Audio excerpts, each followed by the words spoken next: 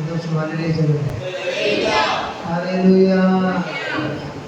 கர்த்தர் உபயத்தையும் எதுவையும் அவர் வீட்டார் அனைவரையும் உங்களுடைய எல்லாவற்றையும் ஆசீர்வதித்தார். நம்மையும் நம்முடைய குடும்பத்தையும் அவர் ஆசீர்வதிக்க வேண்டும். அதற்கு முக்கிய அவசியம் உடன்படிக்கப்பட்டு என்பது தேவ பிரசன்னம்.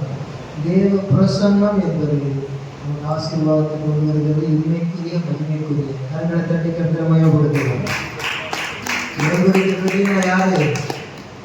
அன்றைக்கு உடன்படிக்கப்பட்டு மரத்தில் செய்யப்பட்டது.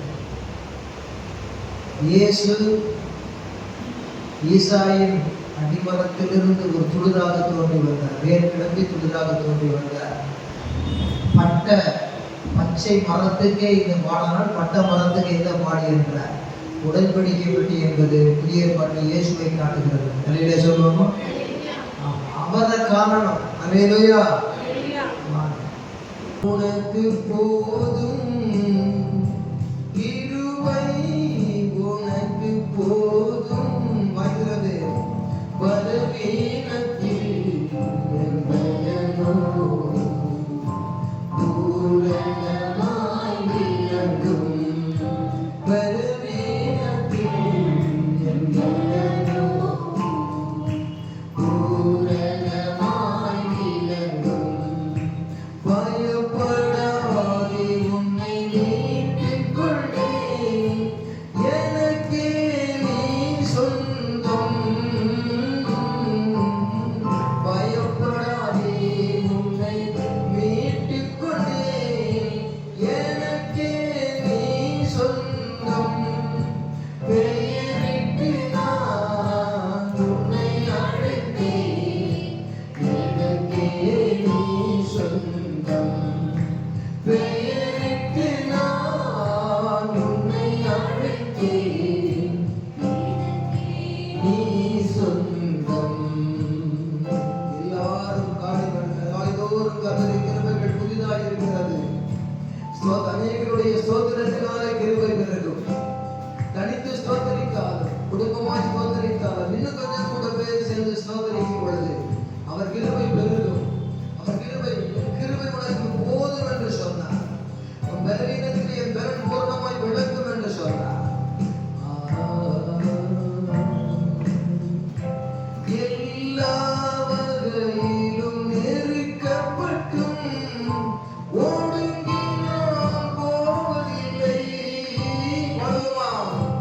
எல்லா வகையிலும் நெருக்கப்பட்டும் ஒடுங்கி நான் போவதில்லை.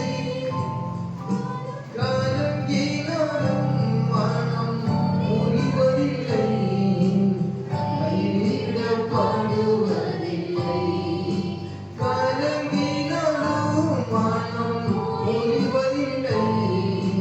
கைவிடப்படுவதில்லை. என் கிருபை உனக்கு போதும். என் கிருபை உனக்கு போதும். பலவீனத்தில் என் பலனோ பூரணமாய் விளங்கும்.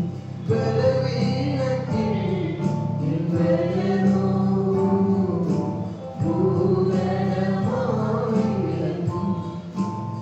எல்லா சரீர பலவீனம் நீங்கி போகத்தக்கதாக தேவ பிரசன்னம் நம்ம மத்தியிலே இருக்கிறது. ஹல்லேலூயா. மக்கமாரவா எல்லா அந்நிய பாஷையில பேசி ஆண்டவரோடு ஐக்கியப்படுவோம்.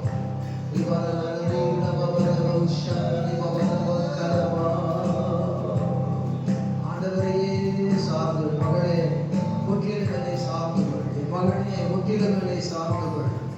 சுற்றிலும் இருள் தோன்றுகிற இடத்தில் ஒரு மின்னல் ஒளி வருவது போல என்னுடைய பார்வை ஒரு பார்வை உனக்கு போதும். என்னுடைய ஒரு நினைவு உனக்கு போதும். இதுவரையிலும் உன்னை நான் ஏந்தி சுமந்து தாங்கி தப்புவித்து வந்தேன். இனிமேலும் உன்னை ஏந்துவேன், சுமப்பேன், தாங்குவேன், தப்புவேன்.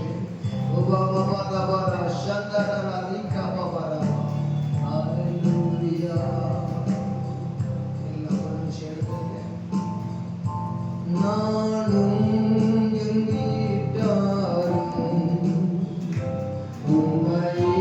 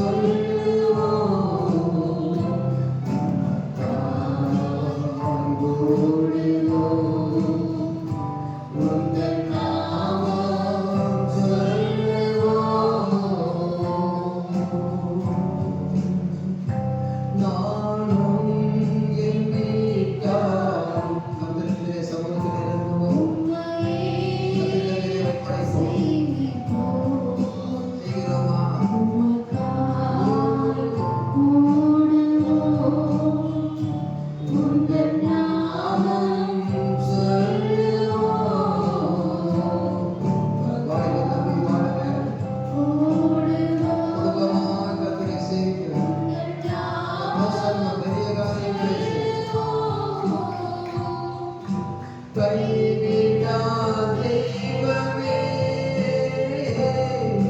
கருணையின் சிகரமே நீயான தெய்வமே வாழ்வின் வாக்கியமே கைவிடா தெய்வமே கருணையின் சிகரமே நீயான தெய்வமே வாழ்வின் வாக்கியமே முழங்கால் படிட்டு முழுவதும் தருகிறேன் நான் முழங்கால் படிட்டு முழுவதும் தருகிறேன் எபினேசர் எபினேசர் இதுவரை உதவினேருவல்லவா எபினேசர் எபினேசர் இதுவரை உதவினேன் எல்லோயி என்னை காண்பவரே எபினேசர் எபினேசர் எல்லோரும் இதுவரை உதவினேன் எல்லோயி எல்லோயே என்னை காண்பவரே ஆமென் முழங்கால் படிட்டு முழுவதும் தருகிறேன் நான் முழங்கால் படிட்டு முழுவதும் தருகிறேன்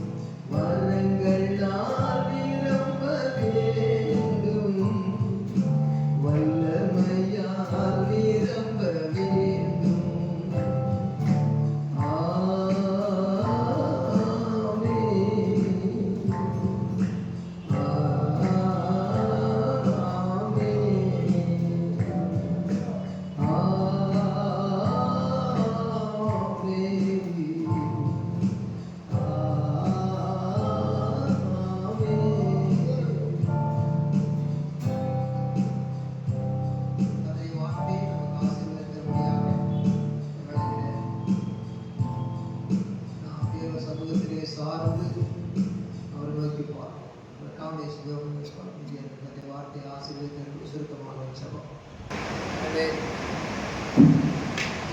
Praise the Lord. கர்த்தர் ஆசீர்வதிப்பாராக. கடந்த வாரம் தேவ பிரசன்னம் என்ற ஒரு குறிப்பை வைத்தோம். கித்தியனாகிய ஓபேத் ஏதோமுடைய வீட்டிலே கர்த்தருடைய பெட்டி இருந்த 3 மாதங்களும் கர்த்தர் ஓபேத்தையும் அவன் வீட்டையும் அவன் வீட்டில் உள்ள எல்லாவற்றையும் ஆசீர்வதித்தார் என்று சொல்லி 2 சாமுவேல் 6ஆம் அதிகாரத்திலே நாம் வாசித்தோம். கர்த்தர் நாமத்துக்கு மகிமை. 2 சாமுவேல் 6ஆம் அதிகாரம் 11ஆம் வசனம் படிங்க. கர்த்தருடைய பெட்டி கித்தியனாகிய ஓபேத் ஏதோமின் வீட்டிலே 3 மாதம் இருக்கையில் கர்த்தர் ஓபேத் ஏதோமை அவன் வீட்டார் அனைவரையும் ஆசீர்வதித்தார். தொடர்ந்து படிங்க. தேவனுடைய பெட்டி நிமித்தம் கர்த்தர் ஓபேத் ஏதோமின் வீட்டையும் அவனுக்கு உண்டான எல்லாவற்றையும் ஆசீர்வதித்தார் என்று தாவீது ராஜாவுக்கு அறிவிக்கப்பட்டது.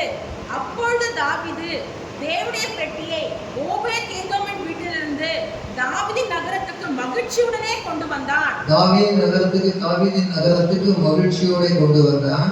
அவர் ஒரு மர்மத்தை அறிந்தான். அதற்கு முன்னே ஒரு சிரமத்தை அறிந்தான். சிரமம் என்பது மாடுகள் விரண்ட போது அந்த உடன்படிக்கை பற்றி தடம் புரண்டது, உசியா மறித்தான். அது மர்மம் என்ன என்பதை அறிந்து கொண்டு ஆசாரியர்களை கொண்டுதான் கொண்டு வர வேண்டும் என்று சொல்லி மாட்டு வண்டி அல்ல, லேவியர்கள் சுமக்க வேண்டிய பெட்டி என்று அதை ஒழுங்கு பண்ணி அவன் சிரமத்தை கண்டவன் அதன் மர்மத்தை அறிந்து பிறகு என்ன செய்தான்? ஆண்டவருடைய நகரமாகிய எருசலேமுக்கு கித்தியனாகிய ஓபேத் ஏதோமுடைய வீட்டிலே ஆசீர்வாதம் உண்டானதை கண்டு அவன் என்ன செய்தான்? மன மகிழ்ச்சியோடு அதை கொண்டு வந்தான். சிரமம் அதனுடைய மர்மம் என்ன அறிந்து அவன் மன மகிழ்ச்சியோடு கொண்டு வருகிறான். அவருடைய பெட்டி அந்த ஆசாரியன் ஓபேத் ஏதோமுடைய வீட்டிலே ஆசீர்வாதம் கொண்டு வந்தது போல என்னுடைய நகரத்திலும் நாட்டிலும் ஆசீர்வாதத்தை கொண்டு வர வேண்டும் என்று அவன் விரும்பினான். ஆண்டவருடைய வசனத்தின்படி கர்த்தருடைய பெட்டி, தேவனுடைய பெட்டி, உடன்படிக்கை பெட்டி, சாட்சியின் பெட்டி என்றெல்லாம் பேர் இருக்கிறது. கர்த்தருக்கு ஸ்தோத்திரம். இந்த நாளிலே தேவனுடைய வார்த்தையை சிந்திக்கும் பொழுது இந்த உடன்படிக்கை பெட்டியை குறித்து கடந்த வாரத்திலே நாம் சிந்தித்தோம். அது செங்கடலை தாண்டி வந்த இஸ்ரவேல் ஜனங்களுக்கு யோர்தானை 2ஆய் பிரித்தது. எரிகோவின் மதில்களை தகர்த்தது. பிறகு பெலிஸ்தியன் கையிலே பிடிபட்டு அது தகுதியில்லாத இடத்தில் சென்ற பொழுது பெலிஸ்தியர்களுக்கு பயங்கரத்தை உண்டாக்கிற்று. அவர்கள் வணங்கின தேவனென்று நம்பின தேவனற்ற விக்கிரகத்தை தலையும் காலம் கையுமாக உடைந்து விழ பண்ணினது. அவர்களுக்கு பயங்கரம் வந்த பொழுது அவர்கள் தங்கச் சுண்டலிகளை செய்து அந்த உடன்படிக்கை பெட்டியை ஒரு கிடாரி 2 கிடாரியின் கட்டப்பட்ட வண்டியிலே அனுப்பினார்கள். கிடாரி என்று சொன்னால் ஒரு கன்றை ஈன்ற பசு, ஒரு பிள்ளையை பெற்ற தாய் அப்படின்னு சொன்ன மாதிரி ஒரு கன்று கூட்டியை பெற்றெடுத்த அந்த பசுவுக்கு பேர் கிடாரி. அப்படிப்பட்ட ஒரு கிடாரியாக இந்த 2 மாடுகளை தெரிந்து கொண்டு அனுப்பினார்கள். அந்த மாடுகள் எல்லாம் விக்கிரகாராதனைக்குரியவைகள். இன்றைக்கும் மாடுகள் விக்கிரகாராதனையாக வணங்கப்பட்டு வருகிறது. பல பெயர்களை வைத்து வணங்குகிறார்கள். நந்தி என்று சொல்லுகிறார்கள்.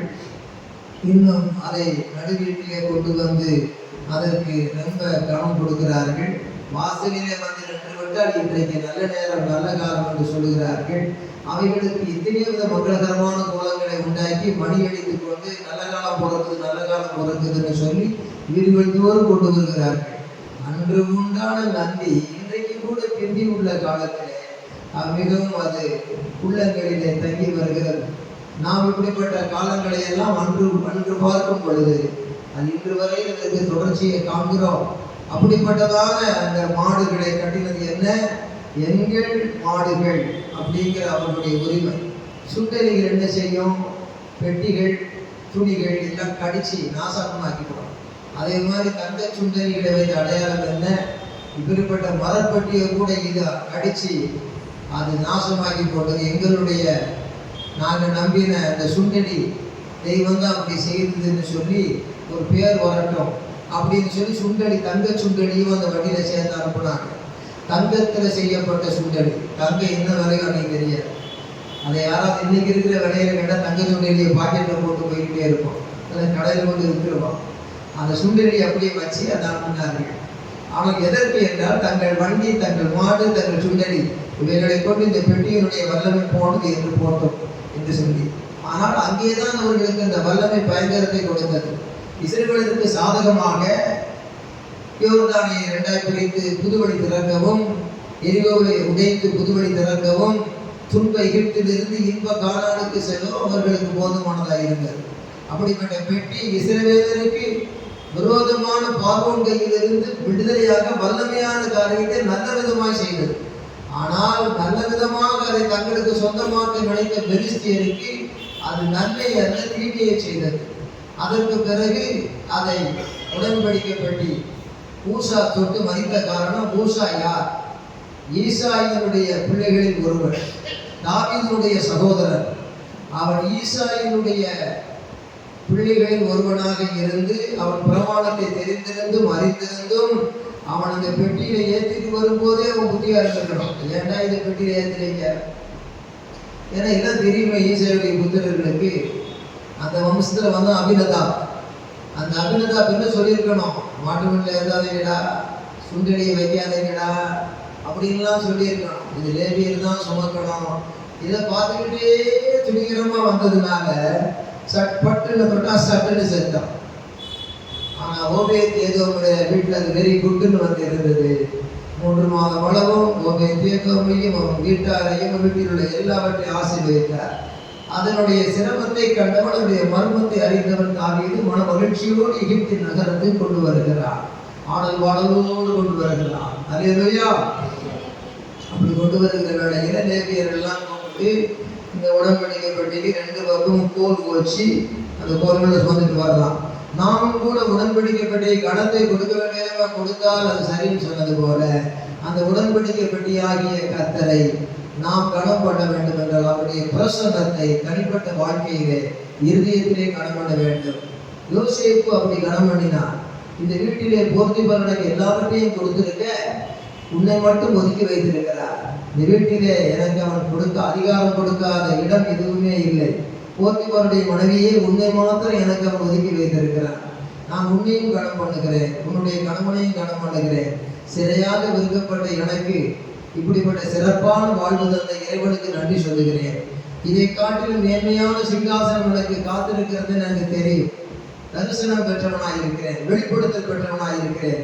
ஆகையினாலே என் இருதயம் தேவனின் சிங்காசனம் என்று சொல்லி அப்படிப்பட்ட வாலிபர், அழகானவர், அவனுக்கு இருக்கிற எல்லா உணர்ச்சிகளும் காந்த விசை போல ஈர்க்கத்தக்கதா இருக்கும் பொழுது தூரத்திலிருந்து இயக்குகிற ஒரு ரிமோட் கண்ட்ரோல் போல கட்டின உடனே சட்டுன்னு டிவியில படம் வர்ற மாதிரி அந்த உணர்ச்சிகள் எல்லாம் பாயும் நேரம், பாவங்கள் வந்து அவன் மேல் சாயும் நேரம்.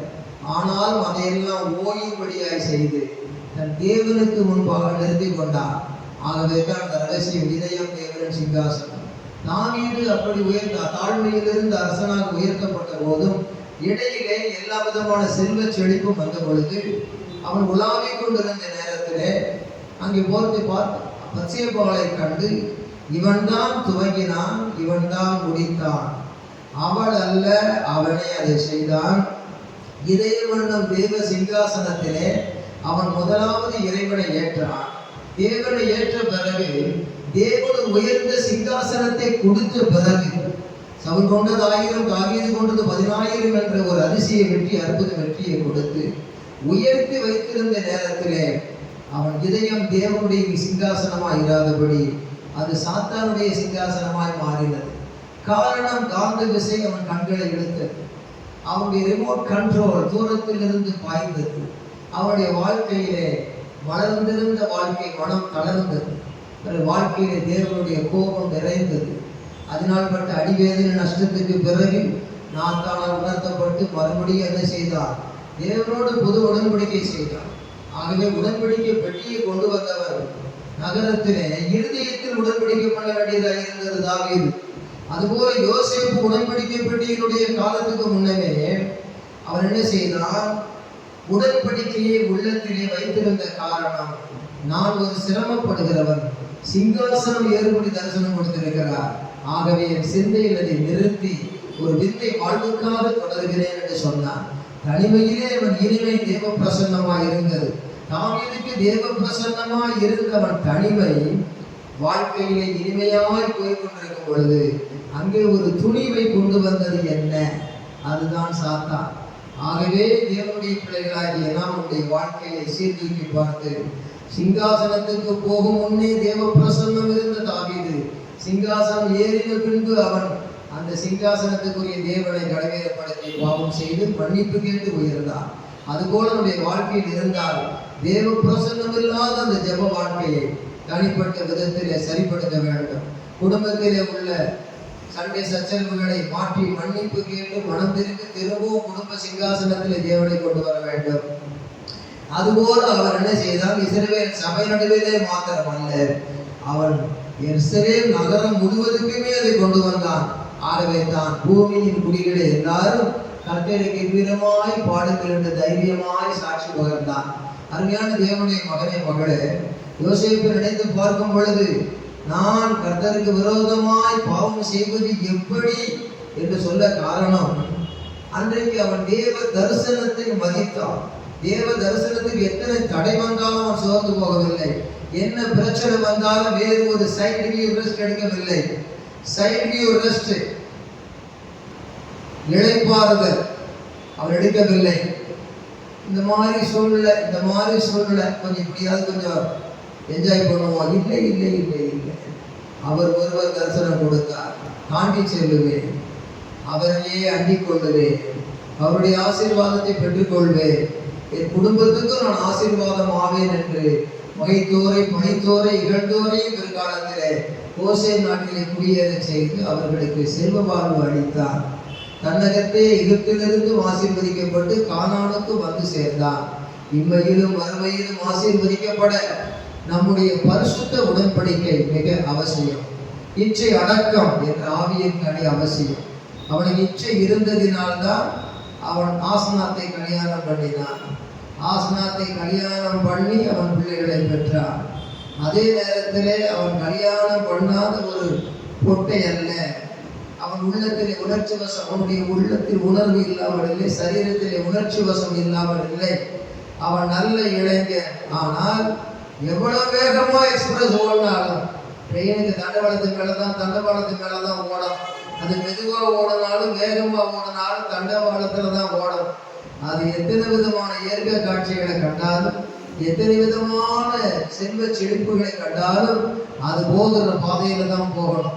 அது மாதிரி ஒரு தேவனுடைய மகள் வாலிபன் கண்டிகை, ஆண்டவரே முற்றிலுமாக உம்மை பின் செல்லுவேன், உம்முடைய நாமத்துக்கு மகிமையான உயர்வை அடைவேன் என்று சொல்லி no turning back, I have decided to follow my Jesus, no turning back என்று ஒரு சப்மிஷனுக்குள்ளே இருந்து வாழ்ந்தாலும் உம்மோடு தான், மரித்தாலும் உம்மோடு தான் என்று ஒப்புக்கொடுத்த வாலிபனுக்கு இருந்தால் யோசேப்பை போல முன்னேறுவான். நாம் இதை போல இருந்து விழுந்திருந்தாலும் திரும்ப எழுந்திருந்தால் அவன் முன்னேறுவான். யோசேப்பின் சந்ததியிலே சிங்காசனம் கிடைத்தது, ஆனால் தாவீதுடைய சந்ததியிலே அவன் சிங்காசனம் கிடைத்ததல்ல. பரம சிங்காசனத்தில் இருக்க ஒரு குமாரன் அவன் சந்ததியிலே பிறந்தான். கரங்களை தட்டி கர்த்தரமாயும் கொடுத்தான். தேவனுடைய மகனே மகளே, நாம் உடன்படிக்கை பெட்டியிலே நாம் அந்த பிரசன்னத்தை உணர்ந்து வாழ வேண்டும் என்பதுதான் முக்கியம். தாவீதுடைய பாவத்துக்கு காரணம் என்ன? அவன் 2 சாமுவேல் புத்தகத்திலே பார்க்கும் பொழுது 2 ராஜாக்கள் 11ஆம் அதிகாரம் 1ஆம் வசனத்திலிருந்து நாங்கள் எல்லாரும் சேர்ந்து வாசிப்போம். நாம் எல்லாரும் மறுவருஷம் ராஜாக்கள் யுத்தத்திற்கு 2 சாமுவேல் 11ஆம் அதிகாரம் 336ஆம் பக்கம் 11ஆம் சேர்த்து வாசிப்போம். மறுவருஷம் 2 சாமுவேல் 11ஆம் அதிகாரம் 1ஆம் வசனத்திலிருந்து படிங்க. எல்லாரும் வாசிக்கிறேன். 2 சாமுவேல் 11ஆம் அதிகாரம். மறுவருஷ ராஜாக்கள் யுத்தத்திற்கு புறப்பட்டு காலம் வந்தபோது தாவீது யோவாபை அவனுடைய கூட தன் சேவகரின் இஸ்ரவேல் அனைத்தையும் அம்மோன் புத்திரன் அழிக்கவும் ரப்பாவை முற்றுகை போலவும் அனுப்பினான். தாவீதோ முன்னால போய் என்னன்னு சாவங்கடானி யுத்தத்துக்கு ஒரு போறவங்களெல்லாம் போய்விட்டு இவர் வீட்டில் சோகம் உட்காந்துக்கிட்டார். 2ஆம் வசனம் பாருங்க.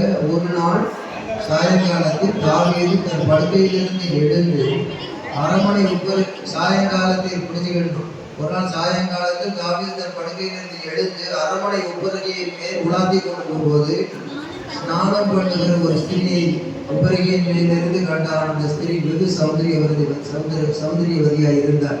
சரி பேர் ஆளாட்டம் சொல்லுங்க. ஆனா இந்த சம்பவம் நமக்கு தெரியும் முக்கியமா கொண்டு வர்றது எப்போ உலாவனா? ஒரு நாள் சாயங்காலத்தில். இந்த தாவீதுடைய ஒரு அனுபவத்தை பார்க்கும் பொழுது 55ஆம் சங்கீதம் 55.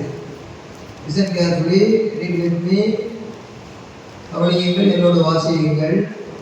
சங்கீதம் 55:17. எல்லாரும் ஃபாலோ பண்ணி வாசிங்க. அந்தி சந்தி மத்தியான வேளைகளிலும் நான் தியானம் பண்ணி முறையிடுவேன், அவரின் சத்தத்தை கேட்பார். Please read in English. Anybody? Psalm 55:17. Psalm 55:17.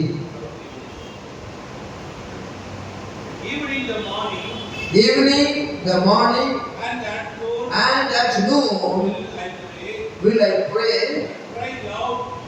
I pray loud, cry loud, and he shall hear my voice. ஆண்டவர் சத்தத்தை அந்தி சந்தி மத்தியான வேளையும் தியானம் பண்ணி முறையிடுவேன், அவன் சத்தத்தை கேட்பார். எதுக்கு இங்கிலீஷ்ல வாசிக்க சொன்னா அங்க 3 காலங்கள் சொல்லி இருக்கிறார். Evening, morning and at noon. Evening என்னது? சாயங்காலம். மார்னிங் என்னது? காலையில. அண்ட் அட் நூன்னா மத்தியானம். தமிழ்ல புரிஞ்சுக்கிறத விட இங்கிலீஷ்ல புரியுது. என்ன அதான் அந்தி, அது என்ன சந்தி. அந்தி சந்திங்கிறது புரிஞ்சு கஷ்டமா இருக்கு. மத்தியானம் சரி 12 மணிக்கு சாப்பிட்ற நேரம் புரிஞ்சு போச்சு. ஆனா அந்தி சந்தி அப்படிங்கிறது என்ன கேட்டா அதை சேர்த்து இங்கிலீஷ்ல விவரமா சொல்லியிருக்கு. மத்தியான வேலைங்கிறது நூன், ஆஃப்டர் நூன். அந்தி வேலைங்கிறது சந்தி வேலைங்கிறது இல்லை சந்தியான்னு வைக்கிறாங்க, அந்தி வைக்கிறாங்க. பொன் அந்தி மாலை பொழுது அப்படின்னு சொல்றாங்க. அப்போ ஒரு சாயங்காலத்தை காலை வேளையை சுட்டி காட்டுகிற இடம் அந்தி சந்தி. நீ சந்திக்க வேண்டிய ஒரு இன்பமான நேரம் அந்தி காலை நேரம், சந்தி மாலை நேரம், மத்தியான நேரம் என்றெல்லாம் தெளிவாய் விளக்கி இருக்கிறது.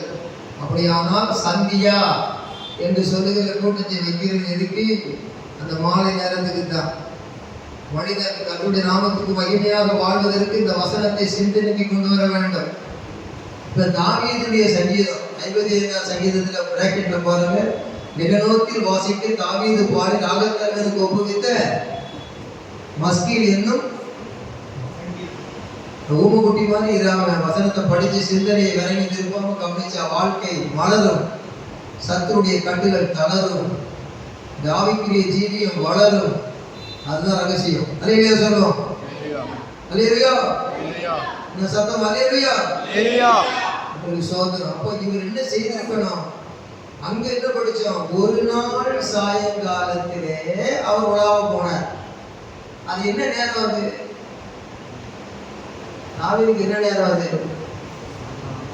அத போட்டிருக்குது. அந்த 2 சாமுவேல் 11ஆம் அதிகாரம் 2ஆம் வசனத்தை படிங்க. அதான் படிக்கல. ஒரு நாள் சாயங்காலத்தில் தாவீது தன் படுக்கையிலிருந்து எழுந்து என்ன செய்யணும்? காலையில எழுந்தாச்சு, கடமையை செய்தாச்சு, மத்தியானம் படுத்தாச்சு, எழுந்தாச்சு, சாயங்காலம் படுக்கையிலிருந்து எழும்புறார். ஏதோ ஒரு 3 மணிக்கு படுத்திருப்பார், ஒரு 5 மணிக்கு எழுந்திருப்பார், 4 மணிக்கு எழுந்திருப்பார். சாயங்காலம் எழுந்து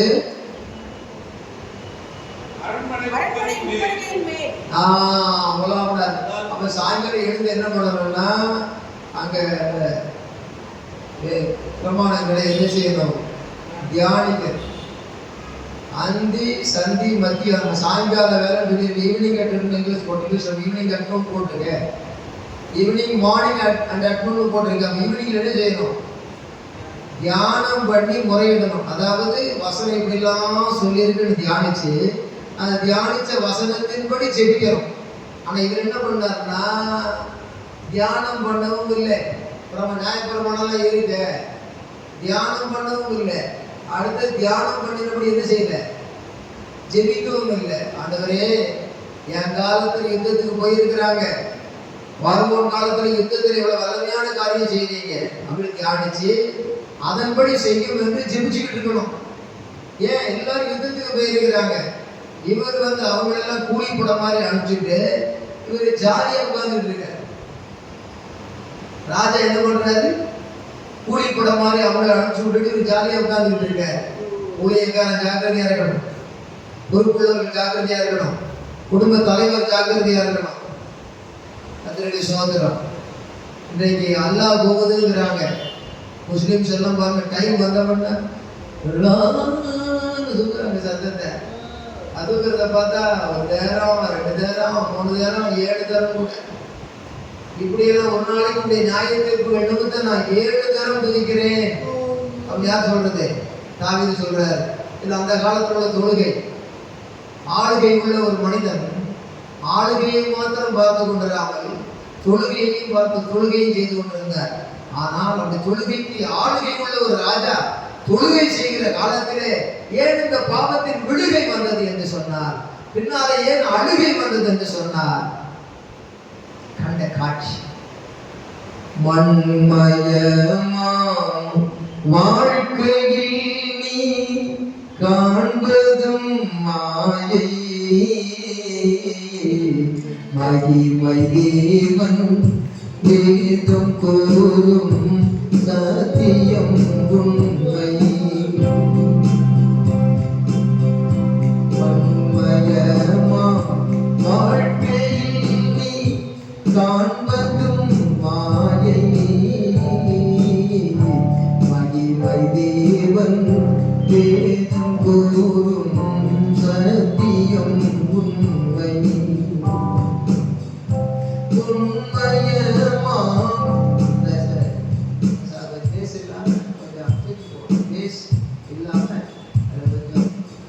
ஹார்மோனிக்கா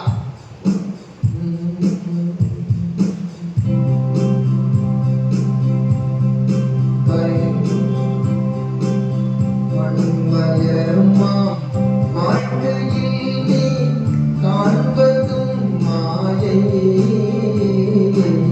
மகிமை தேவன் வேதம் கூறும் சத்தியம் உண்மை. ஏகமாய் கைகளை தட்டி மண்மயமா வாழ்க்கையில் நீ காண்பதும் மாயை, மகிமை தேவன் வேதம் கூறும் சத்தியம் உண்மை. பொன்மயமா மோட்சலோகில்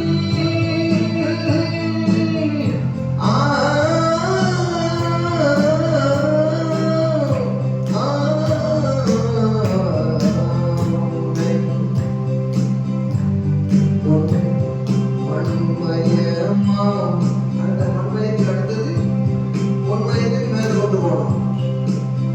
பொன்மயமா மோட்சலோகில் சேர்ந்து வாழ்வேன் நான்,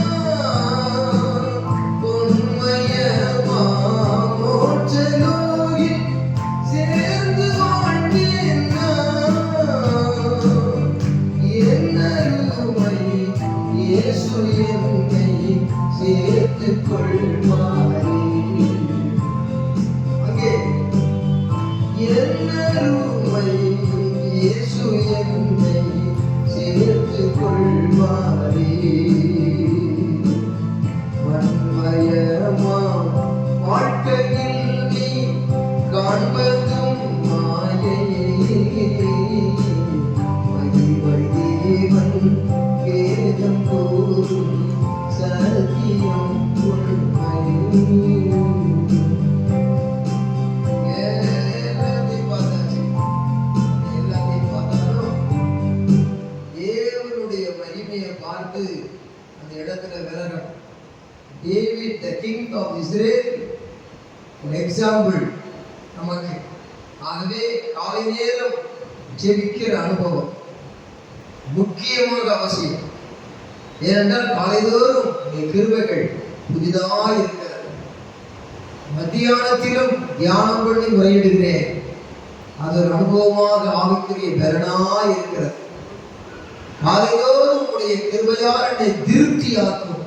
எங்கள் வாழ்நாளெல்லாம் கலிகூர்ந்து மகிழும்படி காலைதோறும் உடைய கிருபையால் திருப்தியாக்கும். அது தனிப்பட்ட விதத்திலே, குடும்பத்திலே, அநேகருடைய ஸ்தோத்திரத்தினால் கிருபை பெருகும் சபையிலே, worshiping time that is worthful time, worshiping time that is giving time to the Lord, தேவனுக்கு கொடுக்கிற நேரம். After giving we are buying something from shop.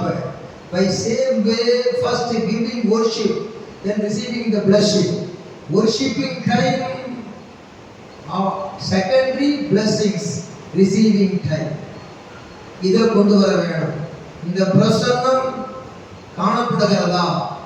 கடந்த வாரம் பிரசன்னம் காணப்பட்டதா? தனிமையில் காணப்பட்டதா? குடும்ப தலைவரே, தனிமையில் காணப்பட்டதா? வாலிபனே, தனிமையில் காணப்பட்டதா? குடும்ப தலைவனே, தலைவியே, இடைவிடாமல் ஜெபம் பண்ணுங்கள் என்று சொன்னாரே. ஏன் இடைவெளி வரும்? விட்டுறாதீங்க. எல்லாவற்றுக்காக சோதனை செய்யுங்கன்னு சொன்னாரு. சில காரியம் சோதனை பண்ணவே முடியாது, சோர்ந்து போற மாதிரி இருக்கும். யோகுவை பாருங்க, அதன்படி சோதனம் பண்ணுங்க, ரெட்டிப்பான ஆசீர்வாதத்தை கிடைக்க பண்ணுவார், இமையிலும் மறுமையிலும். ஆகவே தேவனுடைய பிள்ளைகள் வசன தியானத்தை கொண்டு சோதரிக்கவும், வசன தியானத்தை கொண்டு கர்த்தருடைய சமூகத்திலே ஜெபிக்கவும், தேவ பிரசன்னத்திலே நம்முடைய வாழ்க்கையை ஒப்படைத்தவர்களாக காணப்பட வேண்டும்.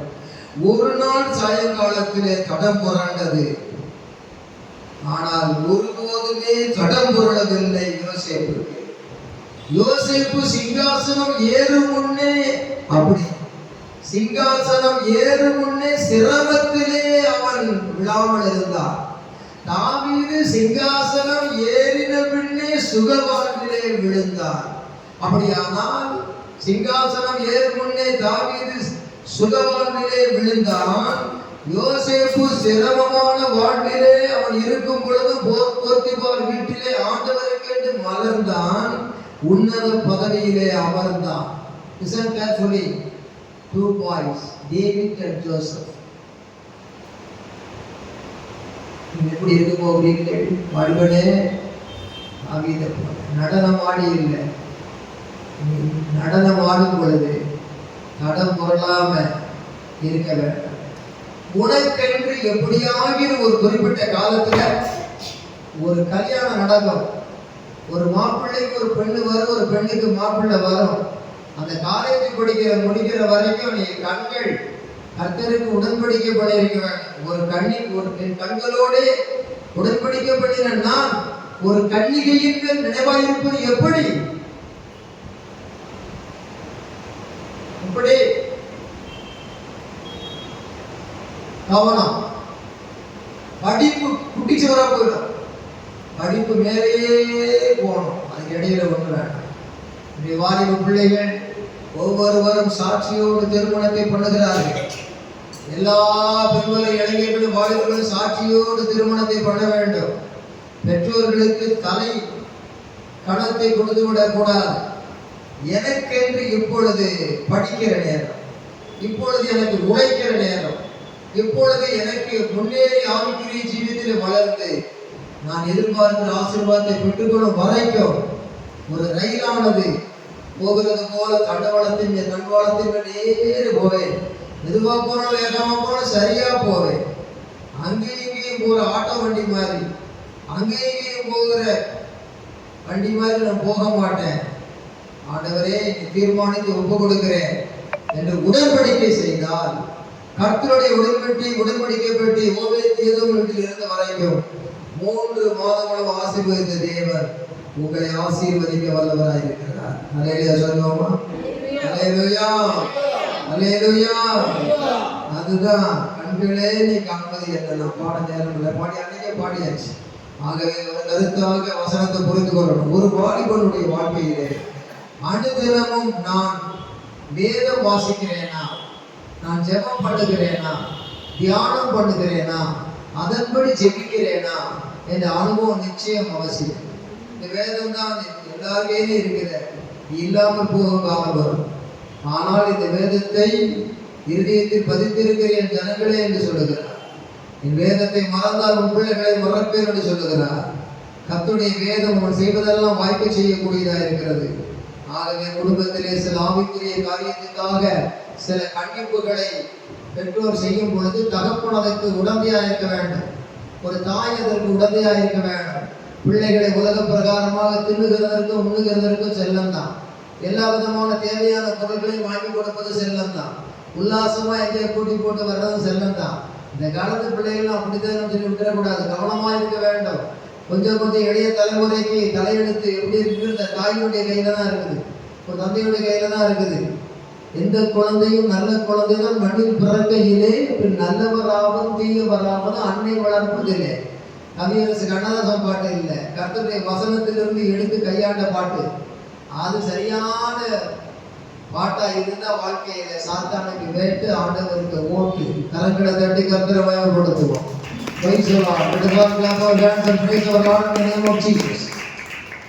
ஒரு அம்மா என்ன பண்ணாங்கன்னா, வீட்டில் எப்போ பார்த்தாலும் வேலை வாங்கிட்டு இந்த சீப்பில் எல்லாருமே எங்கள் வீட்டில் பிள்ளைகள் காட்டு விளையாடி செய்யும்.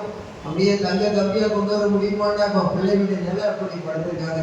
சில பொருள்கள் விரும்புகிற மாதிரி வைக்க முடியல. ஆனால் நல்ல பிள்ளைகளாக என்ன செய்யணும், கவர்மெண்ட் எடுத்து போடு, காலில் வரும்போதே வாரிய அந்த கவர்மெண்ட்டை போடு, அந்த இது கண்ணாடிக்கு தொடச்சி வை, எனக்கு முகமே தெரிய மாட்டேங்குது, பார்த்துட்டு பார்த்துட்டு திரும்ப திரும்ப அப்படி இருக்குது தொடச்சி வச்சாங்க. சரி, இந்த செருப்பத்தை இங்கே கலந்து போட்டிருக்கேன், அந்த ஓரத்தில் போட்டாங்க, அப்பா தான் அவசியம் கலந்து எடுத்து கழுவி வைக்கிறது.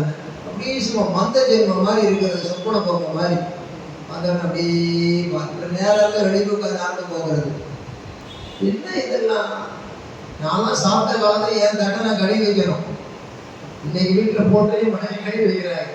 ஆனால் இருக்கு எப்படி அதை வச்சு நான் பார்த்துக்கிறேன் அப்படிம்பாங்க. ஆனால் வீட்டில் எங்கள் அம்மா அப்படி கழுவி சார், நான் சாப்பிட்ட தட்டை நானே கழுவி வைக்கணும் அப்படி வளர்த்தாங்க. ஹாஸ்டலில் படிக்கும்போது எங்கள் துணியை நாங்களே துவைக்கணும், எங்களுடைய சுத்திகரிக்கணும், வேலை செய்யணும். இப்படிலாம் வந்ததுனால தான் உடம்பை கடன் பார்க்கணும், உடம்பு வளையணும், உடம்பு நெளியணும், உடம்பு என்ன செய்யக்கூடாது, ஜடம் மாதிரி இருக்கக்கூடாது. சின்ன வயசுல அதிகம் தொந்தி வரக்கூடாது, சின்ன வயசுல அதிகம் குண்டாகக்கூடாது. ஆசாரம் விட்டு போகிறதுக்கு இல்லை, அவசியமான கடன்களை செய்ய முடியாது. கொஞ்சம் எடுத்து கொஞ்சம் தலையை அப்படி கொஞ்சம் நின்று கொஞ்சம் நிற்கவும் நேரம் நிற்கிறது கொஞ்சம் குதிக்கவும் தெரியும். குதிக்க முடியுது எனக்கு உடம்பு அப்படி இல்லை. வயசாகிட்டா பரவாயில்ல, அது வேற, எப்படி வேணாலும் இருக்கலாம். சின்ன வயசுல என்ன செய்யணும், ஜம்ப் அப்படின்னு குதிக்கணும். அந்த மாதிரி இல்லை, சின்ன வயசுலேயே தாத்தா மாதிரி ஆகிட்டா பெரிய வயசுல எப்படி? இப்போ ஒரு சமீபத்தில் ஒரு கல்யாணத்துக்கு போனால் அவரை அந்த பொண்ணுட்டு இந்த கல்யாணம் பொண்ணு வேண்டாம்னு சொல்கிற மாப்பிள்ள, ஏன் வேண்டாம், ரொம்ப குண்டா இருக்காரு. இந்த அம்மா சொல்றது ரொம்ப ஒன்றும் குண்டு இல்லை, பரவாயில்லாம தான் இருக்காரு. அப்படி இந்த பொண்ணு சொல்றது குண்டா இருக்கு. இதுவும் கொஞ்சம் நல்லா தான் இருக்கு, இன்னும் போன குண்டு ஆகும்.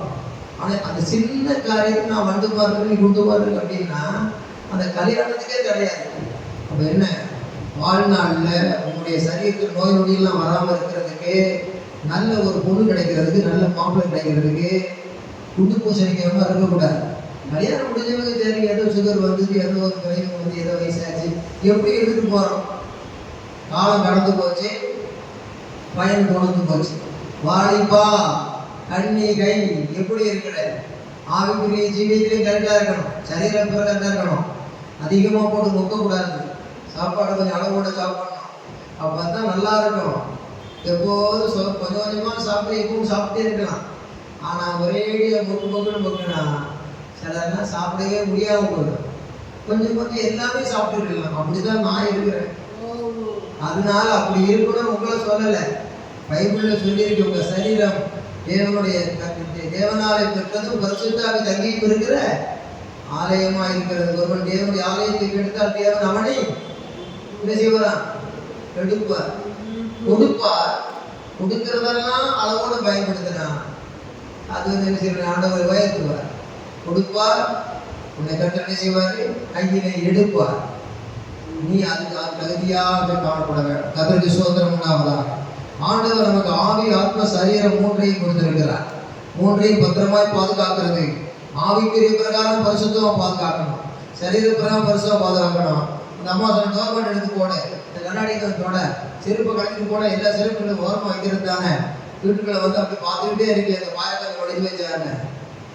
அம்மா அப்பா குனிகிற அளவுக்கு பிள்ளைய குனிய மாட்டேங்குது. அப்படிப்பட்ட காலம் ஆயிப்போச்சு. கடைசியில என்னமா பெரிய ரோதனையா இருக்கு. அவன் உன்னோட அப்பா வந்தாலும் நிறைய சொல்றாரு, அம்மா வந்தாலும் சொல்றாரு. சில வீட்டில் அப்பா நல்ல பிள்ளை ஆயிடுவாரு, அம்மா தான் கெட்ட பிள்ளை ஆவாங்க. அது தெரிஞ்ச மாதிரி அப்படி இருக்குது. உடனே பெரிய ரோதனை, வீட்டை விட்டே வெளியே போயிடலாம் போல அப்படின்னா. கடைசியில் ஒரு நாள் இன்டர்வியூ வந்தது. அங்க போன உடனே இவனுடைய பழக்கம், தொட்டியல் பழக்கம் சுடுகாடு மட்டும் சொல்லுவாங்க. அது மாதிரி இவன் போனான். இன்டர்வியூவில் பார்த்தாருன்னு பார்ப்போம். இன்டர்வியூ போயிருக்க நிறைய பிள்ளைகள். இவன் போன உடனே பார்த்தா அங்கே வாசல்ல சாக்கு கால் மீறி வந்து கோணி கிடந்தது. அது உதவி போட்டான். பார்த்தா கண்ணாடி அங்கே தொடச்சி விட்டான். புக்கெல்லாம் சதுரி கிடந்து எடுத்து டேபிள் அடுக்கி வச்சான். இவ்வளோ தாங்க செய்யலாம். எல்லாம் உட்கார்ந்ததெல்லாம் கில்லாடி. இவன் சாதாரணமாக உட்கார்ந்துட்டு இருக்கான் தள்ளாடி. உள்ள கூப்பிட்டவங்க எல்லாத்தையும் கேட்கக்கூடாத கேள்வியெல்லாம் கேட்டு அனுப்பிச்சு விட்டாங்க. ஒருத்தர் வீட்டுக்கு இருக்கான். போனோடனே அடுத்த இன்னைக்கு என்னப்பா அப்படின்ன மாதிரி இன்னொருத்தனை செஞ்ச குட் மார்னிங்கே சொல்லலை. சும்மா அப்படியே வந்து கடை கடைக்கிட்டு இருக்கான். கேட்கக்கூடாத கேள்வியை கேட்டு கடினமான கேள்வியை கேட்டு அனுப்பிச்சு விட்டான். இப்படி அனுப்பிச்சு விட்டான். இவன் போனான். கொண்டு போய் ஒரே ஈஸியான கேள்வி. இந்தியாவின் தேசத்துதா மகாத்மா காந்தி. ஒரே கொண்டு போட்டான்.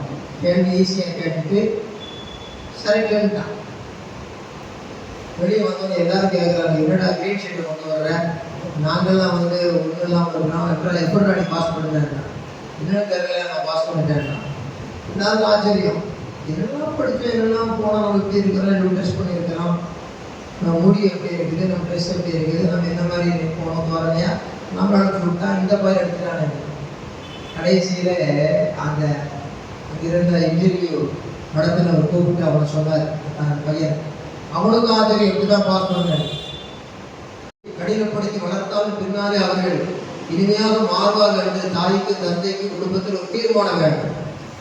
ஜெபம் என்பது தேவனுடைய அபிஷேகம், பிரசன்னம்.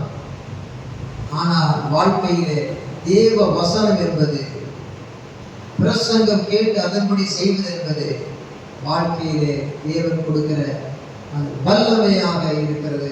உங்களுடைய இல்லம் இல்லாமை எல்லாம் மாற்றி விடுகிறது. இன்றைய குடும்பத்தில் எப்படி இருக்கிறீங்க? பெற்றோர் கண்டிக்க தவறுறீங்களா? மகனே மகளே கண்டிப்பணி அற்பமா எழுதுகிறாயா? கேட்டும் கேளாதது போல இருக்கிறாயா? 10 பேரோட 11 போக போறியா? 10 பேர் இன்றைக்கு போனா 11 எப்படி இருந்தா? இந்த வாழ்க்கையிலே நம்முடைய ஆவிக்குரிய வாழ்க்கையிலும் சரீரம் உலகப்புற வாழ்க்கையிலும் தெய்வீக பண்புகள் நிறைந்தவர்கள் வாழ்வதற்கு நல்ல ஒரு ஃபேமிலி, ராயல் ஃபேமிலி அப்படிங்கிறது என்ன இருக்கும்? அந்த பேரெல்லாம் வேண்டாம். காட்ஸ் லவ்விங் ஃபேமிலி, ஆண்டவர் நேசிக்கிற குடும்பமாக இருக்க வேண்டும். அந்த குடும்பத்திலே நோவாவின் குடும்பத்திலே கண் வைத்தார். லாசர் மரித்து உயிர் எழுப்புகிற அளவு குடும்பத்திலே கண் வைத்தார். இளைய குடும்பத்திலே ராகாவுடைய குடும்பத்திலே கண் வைத்தார். கொர்நேலியுடைய குடும்பத்திலே கண் வைத்தார். எத்தனையோ குடும்பங்களை கண் வைக்கிறது. என் ஆண்டவருடைய கண்ணில் குடும்பத்தில் பட்டால் போதும். வேறு யாருடைய கண்களை பட்டால் என்ன, பராட்டல் என்ன? வேற யார் கண்களை மதித்தால் என்ன, மதிக்காவிட்டால் என்ன? யாருடைய பரியாசம் பண்ணினால் என்ன, பண்ணாவிட்டா என்ன? நான் தேவனுக்கு முன்பாக அவருடைய உடன்படிக்கையின் பிரசன்னத்தை காத்துக்கொண்டு அந்த பிரசன்னத்திலே நான் அவருடைய அன்பை உணர்ந்து ஆராதிப்பது மாத்திரமல்ல, என் வாழ்க்கையில் அகற்ற வேண்டியதை அகற்றி நான் அக்கம் பக்கம் பார்க்காமல் ஆண்டவருடைய வசனத்தின்படி ஜீவிப்பதில்லை. அந்த யோசேப்பை போல உறுதியாக இருக்க வேண்டும். பாவத்திலே விழாமல் தாவீதை போல விழுந்தால் எழுந்து மறுபடியும் எழுந்து செல்ல வேண்டும். 2 காரியங்களை மனதில் வைத்தவர்களாக அவருடைய தீர்மானம், ஒரு பரிசுத்த தீர்மானம், ஜெபத்திலும் தியானத்திலும் உறுதியாய் ஒப்புக் கொடுக்கப்பட்ட போது அவன் சரி, அதை நீ புலி. அவனது ஒப்புக் கொடுக்கப்பட்ட வாழ்க்கையில் ஒரு நாள் சாயங்காலத்திற்கு தவறின போது அவன் வாழ்க்கையை பிரி என்று சாத்தான் பிரித்து விட்டான். உரித்தான தேவ சமூகத்தை ஒழுங்காக பின்பற்றும் பொழுது கடந்த கால பாவங்களை எல்லாம் மன்னிக்கிறான். எப்படி எப்படியெல்லாம் இருந்தோம் உருவாக்குகிற ஆண்டவர் வாழ்க்கையை உதவாக்கரையாக அல்ல, அவர் ஒளிமயமாக மாற்ற நம்மையே நம்முடைய கருணையை இப்பொழுது வைக்கிறார். எல்லாரும் கரங்களை தட்டி கருத்துல மயமப்படுத்துவோம். ஹalleluya ஹalleluya ஹalleluya ஹalleluya எல்லாம் கர்த்தரை ஸ்தோத்திரிப்போம். ஸ்தோத்திரம் ஹalleluya கர்த்தருக்கு ஸ்தோத்திரம். உமக்காகவே நான் வாழ்வேன். தேவ பிரசன்னத்தோடு வாழ்வேன் என்று சொல்லுகிறது. அவரோடு கூட ஆராதனையிலே பாடுகிறதும் துதிக்கிறதும் ஜெபிக்கிறதும் செய்துவிட்டு என்ன ஆண்டவர் செய்கிறார் என்று சொல்லாது. நீ அவரை துதித்து பாடி ஆராதிக்கிற நீ என்ன செய்கிறாய், நீ எப்படி இருக்கிறாய், சிந்தனை செய்வானே தேவனுடைய வார்த்தை. அல்லேலூயா. இந்த உடன்படிக்கை பெட்டியில 3 பொருள் இருந்தது. அந்த 3 பொருள் என்னதுன்னா, முதலாவது மண்ணா வைக்கப்பட்ட ஒரு பாத்திரம். சொல்லுங்க எல்லாரும். மண்ணா வைக்கப்பட்ட யாத்திராகமத்தில் படிக்கலாம். அந்த மண்ணா எப்படி இருந்து என்ன ஆகுதுல படிக்கலாம். இந்த மண்ணாவை பற்றி புதிய ஏற்பாடு நான் தான்ப்பா அந்த மண்ணான்னு ஏன் சொன்னாரு. எடுத்து படிக்கிறதுக்கு என்ன படிச்சிருப்பீங்க. இந்த மண்ணான்னா என்னன்னு கேட்டாங்க. எடுத்து வாசிக்க வேண்டாம். அந்த மண்ணாங்கிறது தேனிட்ட பணியாரம் போல இருந்தது. எப்படி பார்த்தது? தேனிட்ட பணியாரம் போல இருந்தது. ஒலிவ எண்ணெயில் வாசனையாக இருந்தது. அது உருட்சியான வஸ்துவாக இருந்தது. அதே சொல்லுங்க. உருட்சியான வஸ்திரம் உருண்டையா இருந்தது. ருசி தேனிட்ட பணியாரம் போல இருந்தது. அது ஒலிவ எண்ணெயை போல வாசனை உள்ளதாக, ஒலிவ எண்ணெயின் சுவையாக வாசனையாக இருந்தது. அந்த மண்ணா அது என்ன அப்படின்னு சொன்னா, சங்கீதக்காரன் சொன்ன வசனத்தின்படி மனுஷன் தூதர்களுடைய அப்பத்தை புசித்தான். அந்த தூதர்கள் சாப்பிடுகிற சாப்பாட்டை வனாந்தர பயணத்தில் போன இஸ்ரவேல் ஜனங்களுக்கு மழை மழையை போல பொழிய பண்ணினார். இவன் கொஞ்சமா பொறுக்கணும், கொஞ்சமா போனதும் இல்லை, அதிகமா பொறுக்கணுக்கு அதிகமா போனதும் இல்லை. வெயில் வந்தா உருகி போகும். அது வெயில் வரணும்னு எடுத்தால் என்ன செய்யும்? வயிற்றை நிரப்பி சந்தோஷப்படுத்தும், ருசியாக இருக்கும். இந்த மாதிரி இஸ்ரவேல் ஜனத்துக்கு வனாந்தரத்திலே கொடுக்கப்பட்ட உணவு 40 வருஷம் பயணத்திற்கு. அப்படிப்பட்ட வானத்தின் மன்னா அதை குறித்து தூதர்களுடைய அப்பம் என்று வேதம் சொல்லுகிறது. சங்கீதத்தில் படிக்கிறோம். மனுஷன் தூதர்களுடைய அப்பத்தை சாப்பிட்டான் அப்படியே போட்டு. அப்ப சுருக்கமாக டைம் எடுத்துப்பாரு, தொடர்ந்து பார்க்கலாம். அப்ப என்னன்னா, அப்படிப்பட்ட ஒரு அப்பத்தை வானத்திலிருந்து கொடுத்தார். நாம இங்கிருந்து விண்ணப்பத்தை பண்ண காரணம், அவர் முதலாவது விண்ணப்பத்தை கொடுத்தார். விண்ணிலிருந்து கொடுக்கப்பட்ட அப்பம் விண் அப்பம். அவரை நோக்கி நாம் விண்ணுக்கு அனுப்புகிறதான தியான ஜெபம் விண் அப்பம். விண்ணப்பத்தை கேட்பவரே, கண்ணீரை காண்பவரே, சுகம் தருபவரே என்று நாம் பாடுகிறோம்.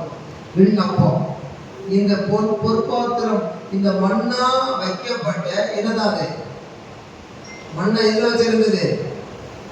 சொல்லுங்க. மண்ணை எதில் வச்சிருந்தது? பொற்பாத்திரத்தில் வச்சிருந்தது. அந்த வாரம் வசனம் எடுத்து சொல்றவங்களுக்கு இப்போ வசனம் எல்லாம் நான் வச்சிருக்கிறேன். உங்களுக்கு கொடுக்க வேண்டிய வசனம் எல்லாம் எல்லாம் இருக்கு. எடுத்து படிச்சுட்டு நேரம் இல்லை. அதனால நான் அதே பயிரிட்டு எடுக்கிறேன். எல்லா வசனமும் எனக்கு இருக்கு. கர்த்தருடைய சோதனம். மண்ணா வைக்கப்பட்ட பொற்பாத்திரம். நீங்க எடுத்து எபிரேயர் 9 இப்போ எடுக்க வேண்டாம். எபிரேயர் 9 நாளும் குறிச்சுக்கிடுங்க. எபிரேயர் 9 நாள் வீட்டில் படிச்சுக்கிடுங்க. அந்த பொற்பாத்திரம் பொன்னலை காட்டுகிறது, விசுவாசத்தை காட்டுகிறது. பொன்னான பாத்திரம் என்று சொன்னால் விசுவாசத்திலே பெற்றுக்கொண்ட மன்னா. அது என்ன அப்படின்னு சொல்லி பழைய ஏற்பாட்டில் பார்த்தோம். அதை மோசேக்கு ஆண்டவர் சொல்லி, இதை நீ இந்த உடன்படிக்கை பெட்டிக்குள்ள எடுத்து வை. நாளைக்கு இந்த மன்னாவை என்ன நீங்க கேட்ட மாதிரி பின்வர சந்ததி கேட்டா அவங்களுக்கு அதை சொல்லுன்னு சொன்னார். ஆனால் பிற்காலத்திலே அந்த பொற்பாத்திரம் அங்கே இருந்தது, அந்த மண்ணாவோ இல்லை அப்படின்னு படிக்கிறோம். இல்லையே சொல்லுவோமா? இல்லையா? என்னன்னா ஏன் இல்லைன்னு கேட்டா, இருக்கிறவர் வந்துட்டார். அவர் என்ன சொன்னாரு? புதிய ஏற்பாட்டில் யோவான் 6ஆம் அதிகாரம் வீட்டில் படிக்க வேண்டாம், வீட்டில் படிச்சுக்கிட்டுங்க. வானத்திலிருந்து இறங்கி வந்த ஜீவப்பம் இதுவே நானே. வானத்திற்கு சொல்லியிருந்த மண்ணா நானே. அவர்கள் அழிந்து போகிற மண்ணாவை சாப்பிட்டார்கள். நான் அழியாத மண்ணா. நான் அழியாத மண்ணாவா இருக்கிறதுனா அழிஞ்சு போகிற மண்ணா கவலைப்படாதீங்க. அது எபிரேயர் படிக்கும்போது அதில் மண்ணா வைக்கப்பட்ட பொற்பாத்திரம் இருந்தது, மண்ணாவோ இல்லை. அந்த பொற்பாத்திரம் மாதிரி இருந்தது. அப்ப அர்த்தம் என்னன்னா, உங்களுக்கு எதை காட்டுகிறது சொல்லுங்க? விசுவாசத்தை. அப்ப அன்னைக்கு நியாயப்பிரமாணத்தை விசுவாசித்த, அன்னைக்கு உடன்படிக்கை உடன்படிக்கையை விசுவாசித்தேன், இப்ப அந்த விசுவாசத்தை அப்படியே மாத்தி இயேசு மேல வையி, அவர் தான் உடன்படிக்கை பெட்டி அப்படின்னு சொல்லுகிறதுக்காக பொற்பாத்திரம் மாதிரி இருந்ததுன்னா விசுவாசம் என்றைக்கும் இருக்கும். விசுவாசம் என்பது பொற்பாத்திரம். நிறைய சொல்லுவோம். அடுத்தது என்ன பாத்திரம் இருந்தது? பாத்திரம் அடுத்தது இருந்தது ஆரோனின் துளிர்த்தகோல். ஆரோனின் துளிர்த்தகோல்னா என்ன? யார் கர்த்தர் தெரிந்து கொண்டார் அப்படின்னு சொல்லி ஒரு பிரச்சனை வருது. இதை வீட்டில் படிச்சுக்கிட்டு யாத்திரையாகமம் 4:1-5, யாத்திரையாகமம் 7:7-12, இதெல்லாம் அதுக்கு ஆதாரமான விமர்சன வசனங்கள். குறிப்பாக தெரிஞ்சுக்கணும்னா யாத்திரையாகமம் 16:1-4 வீட்டில் படிச்சுக்கிட்டு, யாத்திரையாகமம் 16:1-4 அடுத்த வாரம் பசங்க சொல்றேன். அதுல தெரிந்து கொள்ளப்பட்டவன் யாருன்னு பார்க்கும்பொழுது எல்லாம் வாங்கின 12 கோத்திரம் வந்து எல்லாம் அவங்க சாட்சி பெட்டியில வை. அந்த சாட்சி பெட்டிங்கிறது திருவாசனம் தான். வச்ச உடனே மோசை செல்லுபடி வச்சாச்சு. அடுத்த நாள் காலையில வரும் பொழுது எல்லா கோள்களையும், எல்லா கோத்திரத்தார் கோள்களையும் எந்த கோத்திரம் தெரிந்து கொண்டார் பார்க்கறதுக்காக பார்க்கும்போது ஆரோனுடைய கோல். அவர்களுக்குள்ள வந்த பொறுப்புகளை, பிரச்சனைகளை மாற்றுகிறதற்கு கமிட்டி இல்லை, understanding committee. No standing committee, understanding committee with God in God's presence. அந்த ஆரோனின் கோல் மாத்திரம் துளிர்த்தது. இது எதை காட்டுகிறது என்றால் நம்பிக்கையை காட்டுகிறது. என்ன சொன்னோமா? பொன் மாத்திரம் எதை காட்டுது? விசுவாசம். இது என்ன காட்டுது? நம்பிக்கை. ஏன் நம்பிக்கை? பார்வோன் காலத்துல அங்கே அந்த கோல் செங்கடலை பிளந்தது. அந்த கோல் பார்வோன் முன்பாக பல அற்புதங்களை, அதிசயங்களை செய்து வாதைகள் வந்து பயங்கரத்தை உண்டாக்கியது. அந்த கோல் மோசையுடைய கோல், அது ஆரோனுடைய கோல். அந்த ஆடு மாடு மேய்க்கிற இடத்துல அந்த கோலா இருந்தால் அற்புத கோலாய் மாறினது. உன் கையில் என்ன இருக்கிறது அதை போடு, பாம்பாகும். அதை வாழப்படி, அது கோலாகும். உன் கையில தான் இருக்குது, பாம்பா பார்த்து பயந்துகிட்டு இருந்தா இரு. அல்லது அதை கோலாக்கி அது நீ அந்த பாம்புகளை உன் கோல் விழுங்கி விடும்படி செய்வாய். ஆனால் கூடுதலான வல்லமை எதிர்பார்ப்பாயாக அப்படியே முன்னேறு என்று காட்டுகிறார். மந்திரவாதிகள் எல்லாரும் செய்தார்கள், கோல்களை பாம்புகள் ஆக்கினார்கள். ஆனால் மோசையுடைய கோல், ஆரோனுடைய கோல் அதை விழுங்கி போட்டது. மந்திரவாதம், பில்லி சூனியம், பயங்கரமான ஏவல்கள் இருக்கிறதுன்னு சிலர் சொல்லுவார்கள். சாபம் இருக்கிறது, அந்த பிசாசு போராட்டம் இருக்கிறது, செத்த ஆவி இருக்கிறது, அது இருக்கிறது, இது இருக்கிறது உண்மைதான். ஆனால் எல்லா மந்திரவாதிகளும் சேர்ந்து செய்த அந்த சர்ப்பங்களை கோலாக போட்டானுங்க, சர்ப்பமா மாறிச்சு. ஆனா மோசேயினுடைய ஆரோனுடைய கோல் போடப்பட்ட போது அது பெரிய சர்ப்பமாக மாறி எல்லா மந்திரவாதத்தால் செய்த சர்ப்பங்களை அது சாப்பிட்டு முழுகி போட்டது. பயந்து போனான் பார்வோன். எழுந்து நிமிர்ந்து நின்றான் மோசே, ஆரோன் இருவரும். ஆகிய தேவனுடைய பிள்ளைகளே, இந்த உலகத்துல ஆண்டவருடைய வாக்குத்தத்தங்களை கொண்டு உனக்கு விரோதமாய் உருவாக்கப்படும் எந்த ஆயுதம் வாய்க்காதே போகும். இஸ்ரவேலுக்கு விரோதமாக குறி சொல்வதற்கு மந்திரவாதம் இல்லை. உனக்கு விரோதமாய் எரிச்சல் கொண்டிருக்கிற யாரும் வெட்கப்படுவார்கள். எவர்கள் உனக்கு விரோதமாய் எரிச்சல் கொண்டார்களோ அவர்கள் பட்சமாய் வருவார்கள். ஒரு வழியாய் வருவார்கள், 7 வழியாய் ஓடி போவார்கள். இந்த வாக்கின் வல்லமையெல்லாம் தேவ பிரசன்னத்தில் இருக்கிறவர்களுக்கு நடந்தது, நடக்கிறது, நடக்க போகிறது. இதுதான் தீர்க்க தரிசனம். அதை நினைக்கும் பொழுது தேசத்திலே, நம்முடைய நகரத்திலே, நாட்டிலே, வீட்டிலே, தெருக்களிலே எதை குறித்தும் பயப்படக்கூடாது. அதாவது கடலைகள் சுனாமியாக சீறி வந்தது. அது எல்லையை கடந்து வந்ததற்கு காரணம் தேவன் அனுமதித்த தண்டனை. இவன் மண்ணுக்குள்ள போய் கள்ளம் போட்டா அதை தாண்டி வெளியே வந்துருச்சு. இவ்வளவுதான். அப்போ உபாயத்தந்திர மனுஷர்கள் செய்த வேலை. ஆனா கடவுள் நம்முடைய கருத்தை கடலுக்கும் எல்லையை கட்டளையிட்டார், கரையை கட்டளையிட்டார். இம்மட்டும் வா, மிஞ்சி வராது. அப்படியான தேவனுடைய பிரசன்னத்தில் இருக்கிற பிள்ளைகளுக்கு கண்டதிலே வரும், நம் அருகே வரும், அது மேற்கொள்ளாது. இதோ சர்ப்பங்களையும் தேர்களையும் விதிக்கவும் சத்துருவினுடைய சகல வல்லமையை மேற்கொள்ளவும் உங்களுக்கு அதிகாரம் கொடுக்கிறேன்னு சொன்ன ஆண்டவர் மேற்கொள்ளவே விட மாட்டார். அதிலே சொல்லுவோமா? ஆகவே ஏன் வருகிறது, ஏன் கண்களிலே கண்டு இதெல்லாம் பார்க்க தெரிகிறது என்றால் அர்த்தம் என்ன? அர்த்தம் என்ன? உன் பக்கத்தில் 1000 பேர், உன் வலது பக்கத்தில் 10000 பேர் விழுந்தாலும் அது உன்னை அணுகாது. உன் கண்களால் மாத்திரம் நீ அதை பார்த்து துன்மார்க்கத்துவ பலனை காண்பார். அப்படியானால் துன்மார்க்கர் பகலையா காணாமல் வச்சிருக்காரு தவிர என்னை கர்த்தர் காத்தார். எத்தனை வியாதி, எத்தனை பயங்கரம், எத்தனை நேரம் இருந்த ஆபத்து, எத்தனை சூழ்நிலை உங்களை வீட்டில் வேலை செலுத்தின போக்கிலும் வரத்திலும் காப்பாற்றிய ரகசியம் என்ன? There is God's presence in your heart. There is God's presence in your family. There is God's presence in our church. Everywhere where we go and come, where we sit and walk, everywhere, every view area of our life, God's presence give us power of God. கரங்களை தட்டி கருத்துல மகிமைப்படுத்தும். எல்லாரும் கரங்களை தட்டி இப்பொழுது வல்லமை இறங்கட்டும். வீடுகள் மேல இறங்கட்டும், பிள்ளைகள் மேல இறங்கட்டும், நம்ம மேல இறங்கட்டும். கரங்களை தட்டி கருத்துல மகிமைப்படுத்தும். இயேசு கிறிஸ்து உயிர்த்தெழுந்த பொழுது தோமா நம்பவில்லை. காயங்களை பாரு, தொட்டு பாரு, எல்லாம் பாருன்னு சொன்னாரு. ஆண்டவரே, என் தேவனே என்று சொன்னான். நம்பவில்லை, நம்பிக்கையை உண்டாக்கினார். நம்பிக்கை துளிர்த்தது. புதிய ஏற்பாட்டிலேயும் அந்த நம்பிக்கை என்பது உயிர்த்தெழுதலின் வல்லமை. ஒரு மரத்தை குறித்தாக நம்பிக்கை உண்டு. அது வெட்டப்பட்ட பின் அது தண்ணீரின் வாசனையினால் துளிர்க்கும் என்று எழுதப்பட்டிருக்கிறது. அதுபோல சாவுக்கு ஏதுவான சரீரத்தை நம்முடைய பரிசுத்த ஆவியின் வல்லமையினாலே கிறிஸ்துவை மரித்தொழுந்து எழுப்பினவர் நம்மையும் அந்த வல்லமையை கொண்டு எழுப்புவார் என்று வேதம் சொல்லுகிறது. ஆகவே ஆவிக்குரிய வாழ்விலே, சரீர வாழ்விலே சாத்தானுடைய பிரசன்னம், இச்சையின் ஆவிகள், மேற்கொள்ள முடியாத பாவங்கள், பலவிதமான கண்களின் இச்சைகள், பலவிதமான பாடுகளில் வருகிறதான விசுவாச குறைவுகள், எல்லாவித நம்பிக்கையற்ற தன்மைகள், முடியுமா, நிற்க முடியுமா, மேற்கொள்ள முடியுமா, இனி எப்படி இருக்கும் காலம், போகட்டும், முன்னாலே போனது நான் பின்னாலே போகிறேன், கொஞ்சம் வளர்ந்து போறோம், கொஞ்சம் no turning back, no turning side, right and left, no turning back, only forward. March, no about turn. Forward march, left right, forward march. அப்படியே போய்கிட்டு இருந்தீங்கன்னா உங்க வாழ்க்கையிலே பரலோகம் வரைக்கும் செல்ல முடியும். வாலிபனை கண்டிக்கிற தேவனுடைய பிள்ளைகளே, இன்றைக்கு கர்த்தர் பேசுகிறார், உன் நம்பிக்கையை நான் துளிர்க்க பண்ணுவேன். ஆரோனுடைய கோல் துளிர்த்தது. எல்லாரும் முறுமுறுப்புகளை நிறுத்தி அங்கே இருந்ததான மெயின் கமிட்டி, அது மெயின் கமிட்டி என்ன செய்தது? தோல்வியை தழுவியது.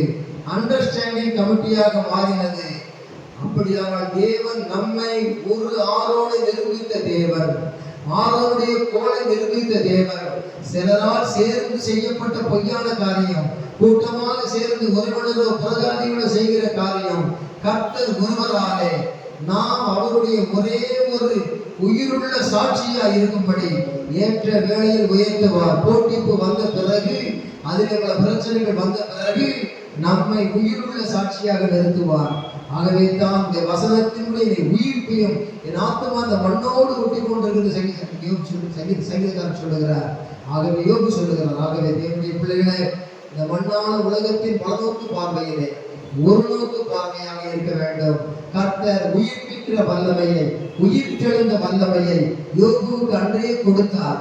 ஆகவே தான் மீட்பர் உயிரோடு இருக்கிற நம்பிக்கையினாலே, இயேசு பிறந்து மரித்து உயிர்த்தெழுவதற்கு முன்பதாகவே என் மீட்பர் உயிரோடு இருக்கிறார்களே உறுதியாய் கண்டு, பொறுமையாய், நீடிய பொறுமையாய் இருந்து இரட்டிப்பான ஆசீர்வாதத்தை உலகத்தில் பெற்றார். நமக்கு இன்மையிலே மாத்திரமல்ல, திறப்பு விழாவை பரலோகத்தில் தந்தார். மகிமையிலும் உண்டு இரட்டிப்பான ஆசீர்வாதம். மலையிலே சொல்லுவோமா? லாஸ்ட் ஒன் என்னது? கற்பனை பண்ண வைக்க கொண்டாந்துரும். அடுத்தது ஆரம்பித்தோம். அடுத்தது கற்பனை பலகைகள். இந்த ரெண்டு, ஒரு 5, அடுத்தது ஒரு 5, 2 எழுதி கொடுத்தாரு. 2 எழுதி கொடுத்த உடனே இதெல்லாம் பழைய ஏற்பாடு தெரியும். 20 அதிகாரத்துல 10 கற்பனை. ஆனா அந்த கற்பனை இப்படி எழுதி கொடுத்ததை மோசே உடைச்சாரு, திரும்பி எழுதி கொடுத்தாரு. கற்பலகை எழுதினதெல்லாம் நீதிமொழி 3 அதிகாரத்துல பார்க்கும் பொழுது இருதய பலகை எழுதி கொடுத்து போட்டிருக்கு. அடுத்தது பார்க்கும் பொழுது 2 Corinthians 3:3 இருதய பலகையை பற்றி தான் சொல்லியிருக்கு. ஃபார் கிளியர் அண்டர்ஸ்டாண்டிங் மத்தேயு 22:35-40 படிங்க. மத்தேயு 22:35-40 முடிச்சிடலாம். மத்தேயு 22:35-40. மத்தேயு 22:35-40. ஒருவன் எடுத்தவங்களாம் படிங்க, பரிசோதிக்கும்படி. போதகரே, பிரதர்ஸ் பக்கம் படிங்க. 10 கற்பனையில் எந்த கற்பனை பிரதானமானது கேட்டால், இயேசு அவனை நோக்கி முழு இதயத்தோடும் முழு ஆத்மாவோடும் மனதோடும், இது சரி, ஒரு சைடு அன்பு கூறுவாயாக. இது முதலாம் பிரதான கற்பனை. அடுத்தது படிக்கலாம் சேரு. ஆண்டவருக்கு ஒப்பனையாக இரண்டாம் கற்பனை,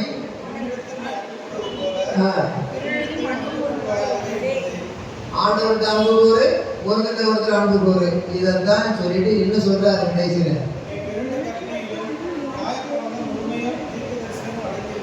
இதுல எல்லாரும் அடங்கி போச்சுங்க. நியாயப்பிரமாணமாகிய கற்பனையும் தீர்க்க தரிசனங்களும் சொல்லப்பட்ட எத்தனை பெரிய பெரிய காரியத்தை தெரிஞ்சாலும் சரி, அது சபையில தீர்க்க தரிசனம், வருங்கால தீர்க்க தரிசனமோ எல்லாம் தெரிஞ்சாலும் சரி, எல்லா கற்பனைகளும் நியாயப்பிரமாணம், எல்லா கற்பனைகளும் நியாயப்பிரமாணம் எல்லாம் சேர்ந்து எல்லாம் அடங்கி போச்சுட்ட. நீ தேவன் அன்பு கூறு, நீ ஒருத்தர் என்ன செய்ய அன்பு கூறு, இதுல எல்லாமே அடங்கி போச்சுட்ட. என்னத்தை காட்டுகிறது? அன்பு. எல்லாரும் சொல்லுங்க, எல்லாரும் சொல்லுங்க, அன்பு. 3 காரியம் பார்த்தோம். முதல்ல என்னது? விசுவாசம். ரெண்டாவது என்னது? நம்பிக்கை. மூணாவது என்னது? இப்ப இந்த 3ஐயும் சேர்த்து ஒரு இடத்துல சொல்லியிருக்கு. 1 கொரிந்தியர், அதுக்கு இந்த உடன்படிக்கையுடைய பொருளுக்கு விளக்கம் சரிதான் அப்படிங்கிறத நீங்க புரிஞ்சுக்கிட்டீங்க. அந்த 3 சேர்த்து போட்டிருக்கீங்க. 13 1 கொரிந்தியர் 13 படிங்க. இப்பொழுது விசுவாசம், நம்பிக்கை, அன்பு, இம்மூணு நிலைத்திருக்கிறது. அன்பே பெரியது அப்படின்னு சொன்னா, இந்த பெரிய காரியத்தை கடைசியா செஞ்சிருக்கிறோம். பொன் என்பது விசுவாசம், கற்பனை பலகை என்பது பொன் என்பது விசுவாசம், அடுத்து ஆரோனின் தொழிற்கோள் என்பது நம்பிக்கை, அடுத்தது கற்பலகை அன்பு. அப்போ விசுவாசம், நம்பிக்கை, அன்பு இம்மூணு நிலைத்திருக்கிறது. இவைகளில் பரலோகத்தில் போன பிறகு நான் விசுவாசிக்கிறேன்னு சொன்னா, அது பூலோகத்தில் விசுவாசிக்க வேண்டிய காரியம் பார்த்து சொல்லிட்டார். நான் நம்புற ஆண்டவரே சொன்னா, நம்பிக்கை பூமியில இருக்கும்போது நம்பணும்ப்பா. ஆண்டவரே உங்களுக்கு அன்பு கூறுகிறேன்னு சொன்னா, எனக்கும் தேவை, நான் ஏற்றுவிடுவேன். ஆகவே உயரத்தை 3 கோடு போட்டீங்கன்னா, விசுவாசங்கிற கோடு ஒரு எல்லைக்குட்பட்டது பூமியிலே, நம்பிக்கை என்னும் கோடு எல்லைக்குட்பட்டது ஒரு பூமியிலே, சூரிய சந்திரனை கடந்து மேலே பரலோகம் இருக்கிறது போல, இந்த விசுவாசத்தையும் நம்பிக்கையும் கடந்து, விசுவாசத்தையும் நம்பிக்கையும் கடந்து அங்கே பரலோகம் இருக்கிறது போல, அன்பே என்று சொல்லுகிற அந்த பரலோகத்திலே நாம் வாழ போகிறோம். ஆகையினாலே அன்பு என்பது எப்படி காணப்பட வேண்டும்? அன்பு என்பது தேவன் நியமித்த விதமாக காணப்பட வேண்டும். அன்பு என்பது 3 விதமான அன்பு. ஒன்று ஃபீலியோ லவ், இரண்டாவது இன்னொன்று எராஸ் லவ். அகேப், ஃபீலியோ, எராஸ். கடைசியில் சொல்லி முடிக்கிறேன். அந்த அகேப் லவ் என்று சொல்லுகிறது மூல பாஷையிலே தெய்வீக அன்பு, தெய்வீகமான அன்பு, தேவனோடும் தெய்வீக சம்பந்தமான ஒரு அன்பு. ஆத்மா ரட்சிக்கப்பட வேண்டும், எல்லாரும் பரலோகம் வேண்டும், வர வேண்டும், தெய்வீக அன்பு. ஃபீலியோ அன்பு என்பது என் மனைவி, என் புருஷன், என் பிள்ளைகள், என் மாமா, என் தாத்தா, என்னுடைய நண்பர், என்னுடைய சொந்தக்காரர்கள் என்று சராசரியாக அன்பு கூறுகிற ஃபீலியோ லவ், முறைப்படி அன்பு கூறுவது. அடுத்தது எராஸ். எராஸ் என்றால், எவன் செத்தா எனக்கு என்ன, 80 ரூபாய் லாபம் தானே, அவன் செத்தா எனக்கு என்ன, 5 ரூபாய் லாபம் தானேன்னு சொல்லி கொட்டடிக்கிற மாதிரி, ஊருக்கெல்லாம் கொட்டடிச்சுட்டு வர்ற மாதிரி, எங்க போனாலும் கண்கிற நிச்சயம், எங்க போனாலும் மாம்சத்து நிச்சயம், எங்க போனாலும் அப்படி அப்பா அப்பான்னு சொல்லியே தப்பா நடந்துடுற காரியம், மாமா மாமான்னு சொல்லியே அவன் ஆமா போட வச்சிடுற அவன் வழியில. இப்படி எல்லாம் இருக்கிற இந்த பொருளாத உலகத்துல நீ எராஸ் லவுக்கு போயிடாத. 2 நாய்கள் ரோட்ல போய் தப்பா நடக்குது, அது நம்ம தப்பா நடக்கிறோம்னு தெரியல, அது மிருகம். கழுதைகள் தப்பா நடக்குது, அது மிருகம். குதிரைகள் தப்பா நடக்குது, மிருகம். நீ கழுதையா குதிரையா நாயான்னு கேட்டா சிச்சி சிச்சி அதெல்லாம் நான் கிடையாது, நான் மனுஷனா நட. அந்த மிருகத்தோடு மிருகமாக இணையக்கூடாது. கணம் பொருந்தினவனாக இருந்தோம். அறிவு இல்லாத மனுஷன்.